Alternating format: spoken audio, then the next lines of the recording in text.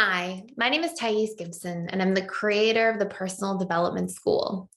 This is your daily breakthrough video, and in this video, I'm going to talk to you a little bit about how childhood trauma affects parenting as an anxious, preoccupied attachment style individual.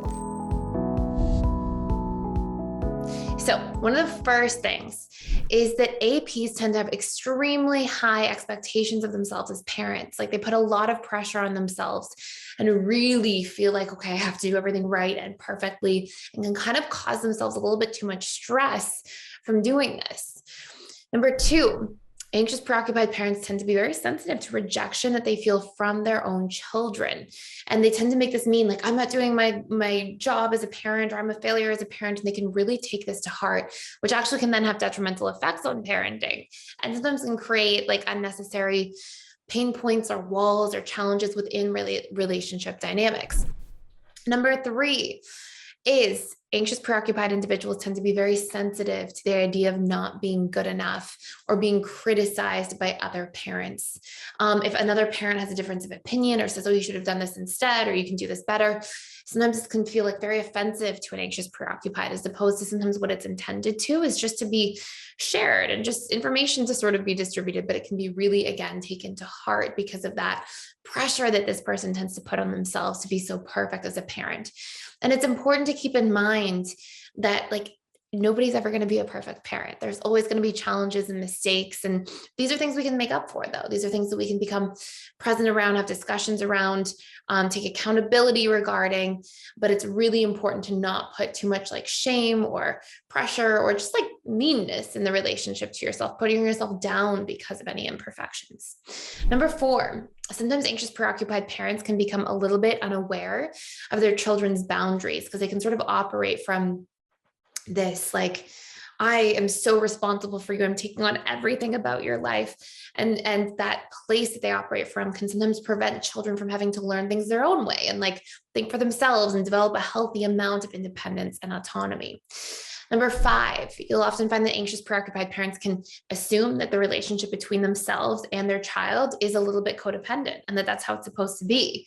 And this can teach codependency and enmeshment. And it can also teach the child that they are almost like entitled to the parent's permissiveness at times, because sometimes an anxious parent will like not be able to stand that their child's in pain. So they'll just like give in to what the child wants. Like, here, just have the candy kind of thing. And this can be something that is a temporary relief strategy, but actually can reinforce to the child that if I whine or get angry or have a temper tantrum, that this is what gets my needs met, which doesn't become a conducive conditioned habit long-term, especially in a person's adult life, obviously. And what you'll see so far, and we have three major other points here, but what you'll see so far is that a lot of these dynamics that are part of unhealthy parenting have so much to do with the anxious, preoccupied, just not resolving their own inner challenges and traumas and pain points from what they received from their childhood and what sort of conditioned patterns were bestowed upon them. And so much of healing actually becomes healing yourself as a person first so that you can become the best parent. And if you want to try out for free our reprogramming your anxious, preoccupied attachment style course for 7 days and print off the workbook and just have all the resources there in front of you, you can click the link in the description box below. And when you sign up, you can just go in, search anxious, preoccupied reprogramming on your dashboard. You'll see that course come up and you can get started for free.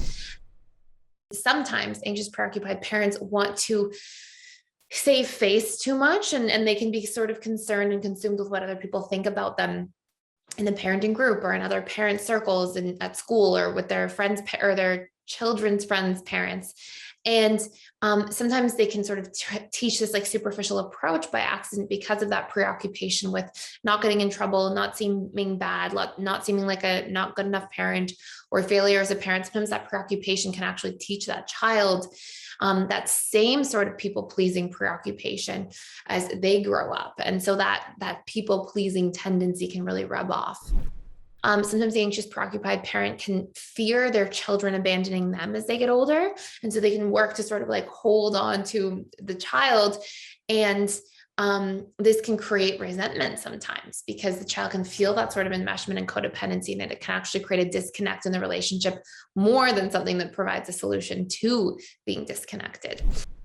Sometimes The anxious preoccupied parent forgets to honor their child's freedom and independence and really, really support that and nurture that as well. So hopefully this makes a whole lot of sense. There's so much more to dive deeply into. And we also have a course inside PDS that you can try out for free with the All Access Membership Pass, which is what you get if you click the link below. And that gives you access to the course all about an introduction to conscious parenting. So you can check that out as well. Okay, thank you so much for being here. Thank you for watching. Please like, share, and subscribe if you haven't yet. And I will see you in the next video.